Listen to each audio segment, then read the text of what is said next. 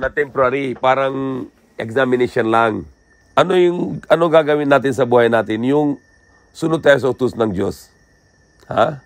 Utos ng Diyos. Yun lang purpose ng buhay natin. Lahat ng utos ng Diyos, sunod tayo. Okay, halimbawa, isang utos ng Diyos, ha? Halimbawa, sabi ng Diyos, kahit sa Quran, kahit sa Biblia, huwag na kayo kain karne ng baboy, ito ay marumi.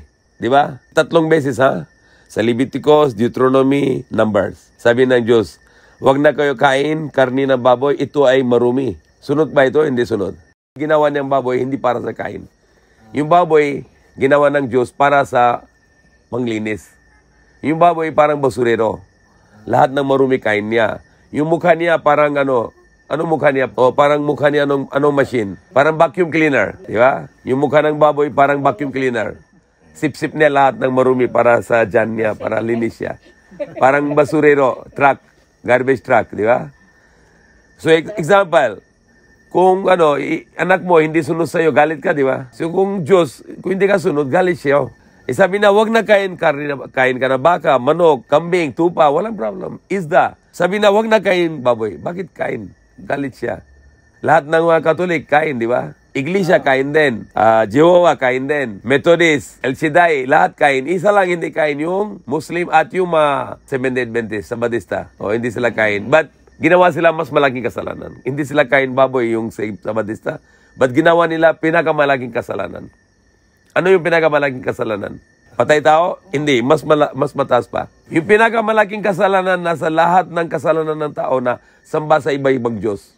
Sabi ng, first commandment sa Bible? Huwag na kayo sambahin maliban sa akin. Di ba? So yung pinakaunang utos ng Diyos na samba mo sa isa lang Diyos, Allah, yung tagapaglikha. Yung pangalawang command? Huwag na sambahin sa mga ribulto. Kung samba kay sa Lazaro, kasama samba kay aso. Pwede ba sabihin, alisin na ayoko samba sa aso? San Pedro, may chicken. Diyos mo, chicken pa rin. Tapos kung samba mo kay San Librador, ano yung tabi niya? Carabao. Yung Diyos mo, Carabao din. Parang Hindu na, parang Indian. Di ba Indian, Diyos nila baka, saka hunggoy. So yung Catholic, parang may aso, may Diyos na yun. May ribulto na, tapos may chicken, San Pedro. Tapos Mary Immaculate, may ahas. Ahas din yung Diyos ng Catholic na yun. San Librador, Carabao, Diyos pa rin. Di ba? So, hindi maganda. Galit Diyos. Sabi niya, wag na sambahin sa mga larawan. Samba mo sa isa lang yung tagapaglikha. Si Jesus Christ, mabait na tao, propeta. Maniniwala kami propeta siya. Dahil nanon siya sa pinanganak na maging prophet siya. Dahil magsalita siya na ako ng alipin ng Diyos. Sabi niya sa pinanganak siya. Tapos sa kala ng mga tao, si Maria na may illegal child. Because wala siya asawa, di ba? So, virgin siya, tapos buntis na. Dahil sa utos ng Diyos. Hindi yung anak ni Diyos to. Kung anak ni Diyos, asawa ni Maria to, si Diyos. Hindi pwede anak ni Diyos. Likha ng Diyos. Dahil papunta kay Maria, Holy Spirito. Sino ba Holy Spirito? Angel. Angel Gabriel. Katawan tao siya. Kahit sa Biblia, meron din yung Holy Spirito, Angel Gabriel. Papunta siya kay Maria, katawan tao, para siya dala siya na utos ng Diyos, yung salita, maging buntis na siya, kahit walang asawa. Yung meron siya egg cell, yung cell, but hindi na kailangan sperm. Dahil yung galing kay Diyos, yung utos. So, buntis siya. So, wala nang relation si Diyos tsaka si Maria. Si Diyos pa rin, Diyos, tapos Maria, babae. Buntis siya. May anak siya, walang tatay yung anak. Katulad si Adam, sinong tatay niya? Wala. Sinong nanay niya? Wala. Si Jesus may nanay, wala lang tatay. Walang problem. Di ba? Yung asawa ni Adam, iba, galing kay Adam. Si Jesus galing kay Maria, walang problem. Wala na problem to. Hindi pwede sabihin na Diyos na maging tatay ni Jesus.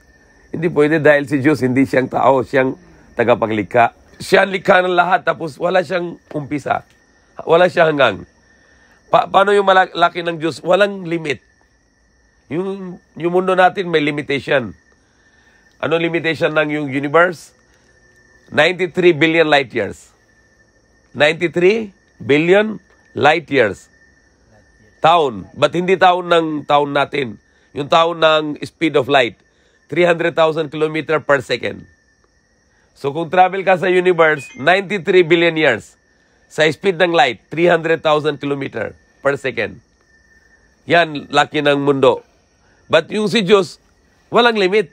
Mas malaki siya sa mundo. Walang limit siya. So, paano siya maging baby na yon? Bakit si Diyos maging baby? Tapos dumididi sa nanay niya, di ba? Pwede ba ganawa ng Diyos ganito? Ha? Halimbawa, ito Maria, ha? Ito si Mary, ito. Tapos yung hawak niya yung baby. Hawak mo, baby.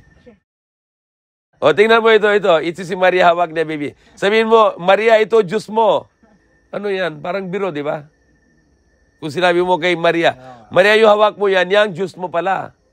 Anong nangyari sa kanya? Taka siya, bakit Diyos ko? Ito, maliit lang. Depend sa kanya, di ba? Yung si Jesus kay Maria na para inom siya ng gatas. Bakit siya yung Diyos? So yung Jesus Christ, propeta, tao. Anak ni Maria, hindi siya anak ni Diyos. Tapos maging propeta. Katulad si Adam, propeta. Si Noah, propeta. Abraham, propeta. Muhammad, propeta din. Si huling propeta, Muhammad. So Jesus Christ, sinabi, turo, di ba? Yung wag na sambahin sa maliban ibang Diyos, isa lang Diyos. Katulad lahat ng propeta, yan ng turo. So Jesus Christ is propeta. Sunod tayo sa Kanya, but hindi samba tayo sa Kanya. Dahil samba din siya kay Diyos. Kung may, di ba lagi siya panalangin si Jesus? Bakit panalangin siya kung siyang Diyos? Di ba?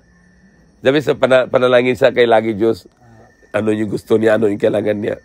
So, siyempre, tao siya, kaya panalangin siya kay Diyos. Tapos yung, ano pa ibang batas sa Ten Commandments? Huwag na patay. Okay. Ano malaking kasalanan? Patay ng isang tao na, or yung mas malaking kasalanan, patay ng isang bata? Bata. Ano yung pinakamalaking simbahan sa Katoliko sa buong Pilipinas? Manila Cathedral. Quiapo. Okay. Kung patay ng tao, kasalanan, patay ng bata, mas malaking kasalanan. Ano binabenta ng Catholic Church sa Quiapo? Sa labas, lahat. Abortion. Saan benta? Quiapo. Sabi ng Diyos, bawal patay. Lahat. Hundreds of vendors, di ba? Sobra ilang 100 na yung mga vendor, benta ng gamot para sa abortion. Basta sabi ng Diyos, bawal patay. Andun sa labas ng Catholic Church, patay tao. So yun. Oo nga, tama rin niya ako, sir. Bawal patay, ba't patay sa labas ng church? Bawal sugal. Sa Bible, sa Quran, bawal sugal, gambling. Ba't lahat ng yung pera sa pakor, papunta kay Catholic Church? Di ba yung gusto nila yung Estrada pasok sa kulong? Tapos tanong nila kay Cardinal Sin, kung sabi mo bawal sugal, bakit kuha mo pera sa pakor? Galing na sugal, di ba? Alam mo sa lahat kayo dati hindi Katolik. Muslim kayo lahat dati. Kaya yung lahi ninyo Malay. Parang Malaysia, Indonesia, Philippines, isang tao lang. Isang lahi, isang race. Yung noon na papunta yung Magellan, sino patay kay Magellan? Lapu-Lapu. Sino si Lapu-Lapu? Muslim. Sino yung unang hero dito sa bansa na ito? Unang hero? Lapu-Lapu. Ano pangalan niya? Datu Kalipula. Datu siya. Muslim siya. Muslim ng leader. Leader ng Muslim. Pinatay niya kay Magellan. Sino Magellan? Catholic. Bakit sunod ka kay Lapu-Lapu? Sunod ka kay Magellan na yun. Ikaw maging Magellan na yun, di ba? Dapat ikaw sunod kay Lapu-Lapu, yung pinuno ninyo, di ba? Baliktad na. Noon, Lapu-Lapu is your leader. Now, Magellan is your leader. You follow Magellan. Anong pangalan ano ibig sabihin ng Filipino? Philip, yung king, di ba? Philip. Alipino. Ano ibig sabihin ng Alipino? Filipino, Philip Alipino. Filipino. Alipin ka ng King Philip. Maganda, pangit. Alipin na. Alipin ng King Philip. Yung sila nasakop dito, di ba? Tapos madaya. Pinatay tao, rape ng babae. So, bakit ka na alipin ng Philip? Dapat alipin ka ng Allah. Alipin ka ng Diyos. Yun, tama, di ba? Hindi maging alipin ka ng King Philip. Kaya yung lahat ng yung Catholic na yun, noon hindi sila Catholic. Galing kay Spanish. Pati yung lahat ng yung mga culture, yung cockfighting, gambling, alak, galing kay Spanish. Magellan patay, tapos yung susunod Legazpi. General Legazpi, tapos siya na yung start ng sakop. Yung una-unang pangalan sa galing kay King Philip, Las Islas Filipinas. Las Islas Ano ibig sabihin ng Las Islas Filipinas? Yung mga island ng sakop ng King Philip. Na yun, maging Filipinas, di ba? Philippines. So yung unang pangalan ng Philippines, Las Islas Filipinas. So yung pinaka-importante, samba sa isa lang Diyos, Allah, yung tagapaglikha. Tapos maniniwala si Muhammad, huling propeta. Tapos maniniwala si Jesus Christ, propeta, tao, anak ni Maria, hindi siya anak ni Diyos. Si Espiritu ay isang anghel lang. Yung Ama, hindi siya Ama, yung Allah, tagapaglikha.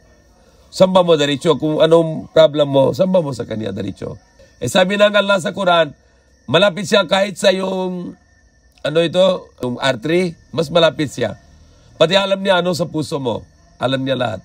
Kahit sa kausap mo sa puso mo, alam niya anong kausap mo sa Kanya.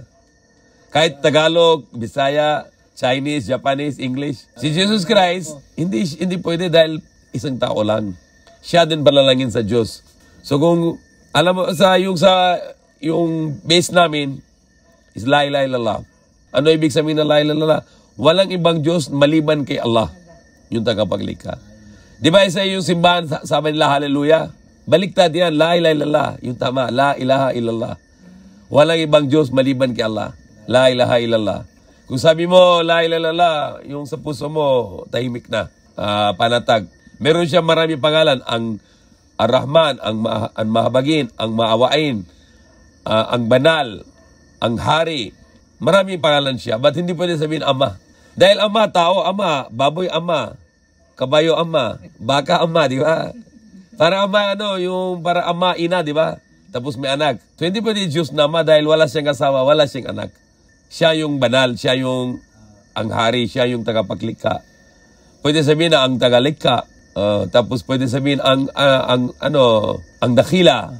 Allahu Akbar. Yung tinatawag namin, Allahu Akbar, Allah ang dakila. Allahu Akbar, Allah ang dakila. So lahat ng yung mataas ng pangalan sa Kanya, ba't hindi pwede sabihin sa Kanya, Ama? Dahil Ama, kung Christian, Diyos Ama. Ama sa bahay, Ama. Sa pari, Ama din. Dami ng Ama. Dapat isa lang Ama. Yung Ama mo, yan lang Ama. Yung tatay mo, yan lang Ama. Yung Diyos, hindi Ama. Siya yung hari natin. Siya yung tagapaglikha.